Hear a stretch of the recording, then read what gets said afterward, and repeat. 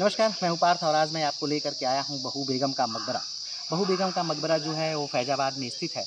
और अगर हम बात करें कि बहू बेगम कौन हैं, तो बहू बेगम जो हैं ये अवध के तीसरे नवाब की सबसे प्रिय पत्नी हैं। मेरे पीछे जो मकबरा आपको दिख रहा है, इसे बहू बेगम के मकबरा तो कहते ही हैं, साथ में इसे पूर्वांचल का ताजमहल के नाम से भी जानते हैं। तो आइए पूर्वांचल के ताज के बारे में हम विस्तार से बात करते हैं। सरकारी वेबसाइटों पर फैज़ाबाद में स्थित बहू बेगम के मकबरे को गैर मुगल मुस्लिम स्थापत्य कला का सर्वश्रेष्ठ उदाहरण बताया गया है। हालांकि अब इसके परिसर में स्थापत्य की नहीं, अतिक्रमण व गंदगी की भव्यता ही नजर आती है। यह एक स्मारक है जो अवध के तीसरे नवाब शुजा-उद-दौला की रानी उद्मत-उज-जोहरा उर्फ बहू बेगम के लिए बनाया गया। यह गैर मुस्लिम स्थापत्य कला का सर्वश्रेष्ठ उदाहरण है। इसके पूरे परिसर में चारों ओर हरियाली फैली हुई है और मुहर्रम के समय इसकी भव्यता देखने योग्य होती है। यह फैज़ाबाद की सबसे ऊंची इमारतों में से एक है और इस परिसर के सबसे ऊंचे स्थान से पूरे शहर और उसके आसपास का दृश्य देखा जा सकता है। यह परिसर अब भारतीय पुरातत्व विभाग के अधीन है और सिया बोर्ड समिति द्वारा इसका प्रबंधन देखा जाता है।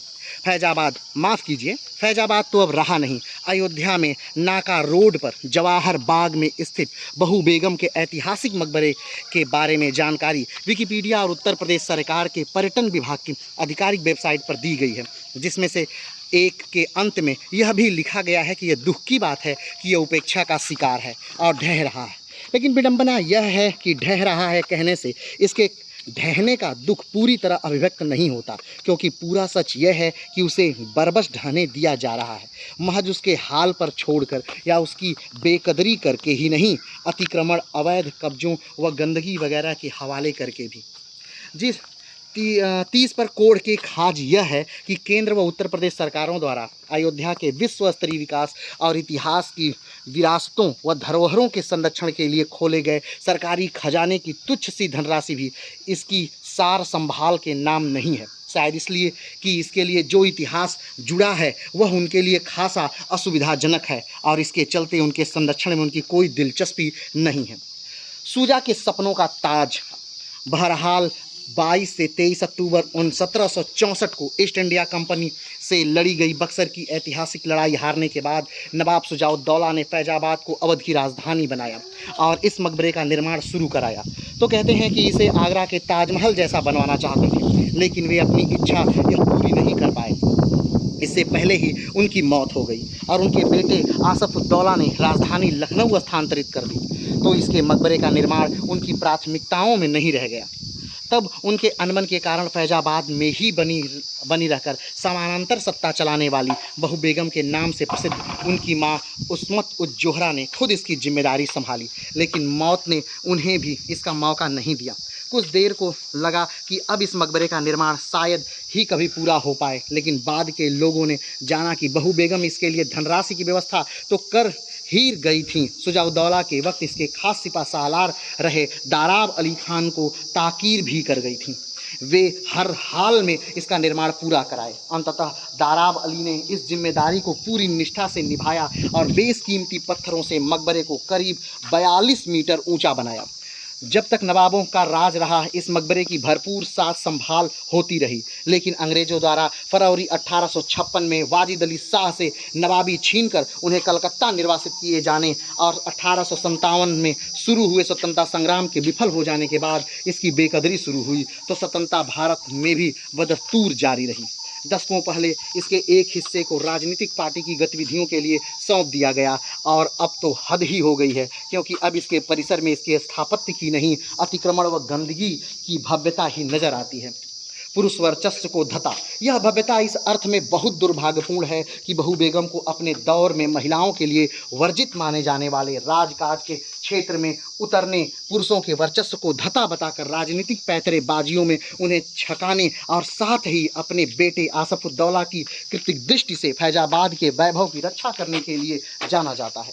इतिहासकार अपने नज़रिए के अनुसार उन्हें दरिया दिल और क्रूर दोनों बता गए हैं, जबकि जनसाधारण में नवाबों की सारी बेगमों में उनका दर्जा सबसे ऊपर माना जाता है। 1733 में उनका जन्म हुआ तो उनके पिता नवाब मोतमदुद्दौला मोहम्मद इकाद शाह गुजरात के गवर्नर थे और दिल्ली के मुगल बादशाह में उनका रुतबा खासा बुलंद था। इसे इन परिस्थितियों का पुरस्कार ही कहेंगे कि वे जल्दी ही तत्कालीन मुगल बादशाह मोहम्मद शाह की सबसे प्यारी मुंहबोली बेटी बन गईं। 1745 में मोहम्मद शाह ने ही उन्हें शुजाउद्दौला से ब्याहा। तब वे महज 12 वर्ष की थीं और उनके निगाह के लिए दिल्ली के दारा सिकोह महल में जो जलसा हुआ उस पर शाही खजाने से 46 लाख रुपए खर्च किए गए। आज के नहीं, उन दिनों के 46 लाख रुपए। ब्याह के बाद वे फैजाबाद आईं तो सास नवाब बेगम ने उन्हें बहू बेगम का नाम दिया।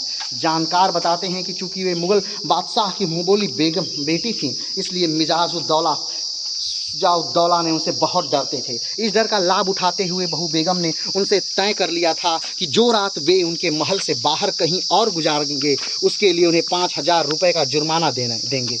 लेकिन यह जुर्माना भी शुजा की रसिक मिजाजी में तलखी को नहीं रोक पाया, जिसके चलते उनके बेगम के रिश्तों में तलखी तो आई ही, एक समय ऐसा भी आया जब बेगम की इस हरजाने से होने वाली आमदनी उनकी जागीरों की आमदनी से भी ज़्यादा हो गई।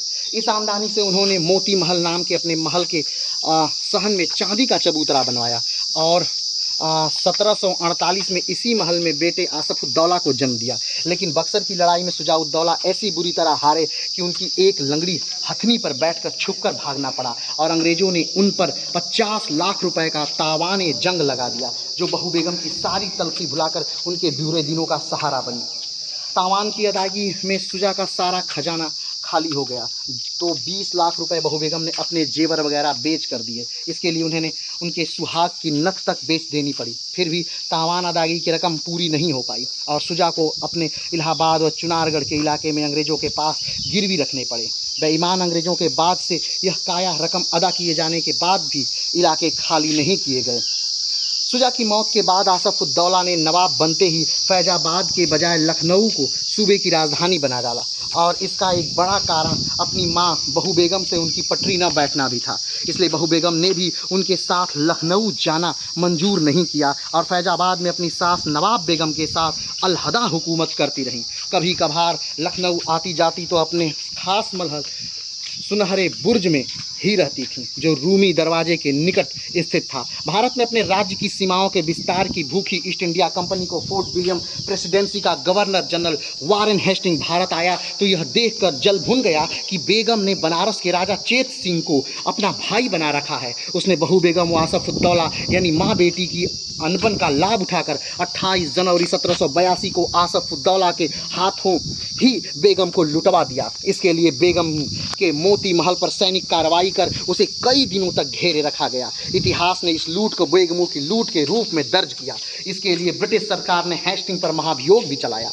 अवध में इस लूट को आज भी बेटे द्वारा अपनी मां की लूट के रूप में याद किया जाता है। इसे लेकर आसफउद्दौला पर लगाई जाने वाली कालिक इस तथ्य से और गहरी हो जाती है कि उसकी तंगहाली के दिनों में इसकी मां ने उसकी फौज की 2 बरस की तनख्वाह अपने पास से दी थी। यह रकम उनके अपने बचपन में अपनी गुड़िया की शादी के दहेज से इकट्ठा की थी। इस अभागी मां को 21 सितंबर 1797 को अपने इस बेटे की मौत भी देखनी पड़ी। इस दिन आसफउद्दौला का देहांत हुआ तो वह लखनऊ के सुनहरे बुर्ज में ही थी।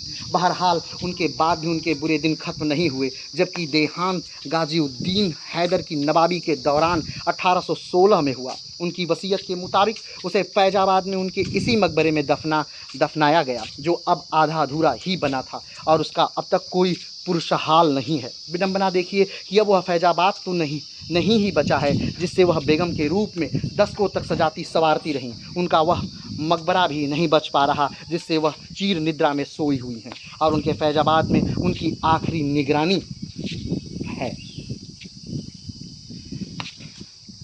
अगर हम बात करें कि बहू बेगम कौन थी, तो बहू बेगम अवध के तीसरे नवाब जो थे उनकी पत्नी थी और उनकी सबसे ज़्यादा प्रिय पत्नियों में से एक पत्नी थी।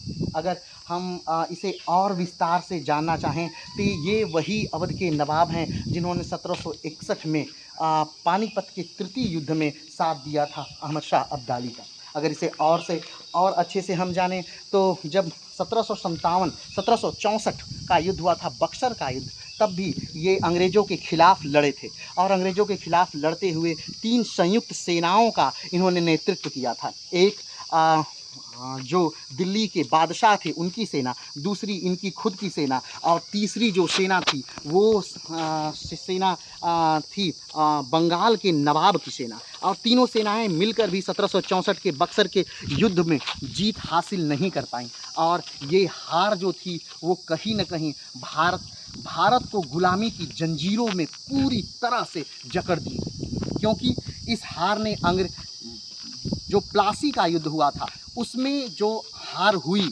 बंगाल के नवाब की हार, उसने मात्र अंग्रेज़ों को भारत में प्रवेश दिया, लेकिन जो बक्सर की हार थी वो हार ने अंग्रेज़ों का जो पैर था वो भारत में पूरी तरह से जमा दिया, क्योंकि बंगाल के साथ साथ अंग्रेज़ों को मिल गया अवध का क्षेत्र, यानी बंगाल, अवध और दिल्ली तीनों क्षेत्र अंग्रेज़ों को एक साथ ही मिल गया। इसके बाद बक्सर के युद्ध के बाद जब अंग्रेज़ जीत गए और उसके बाद जब संधि हुई 1765 में, उसे ही इलाहाबाद की संधि के रूप में हम जानते हैं। और उस संधि के बाद से अगर देखा जाए तो अंग्रेज़ों की पकड़ जो थी वो भारत में बहुत ज़्यादा मजबूत हो गई। तो अवध के तीसरे नवाब ने कहीं न कहीं अंग्रेज़ों से लड़ने में अपनी पूरी भागीदारी निभाई, लेकिन अगर देखा जाए तो वो हार गए। अब जो भी कारण रहे हों हार के, लेकिन उन्होंने लड़ाई लड़ी, वो लड़े, भले ही वो जीते या ना जीते। लेकिन आज ये जो मकबरा है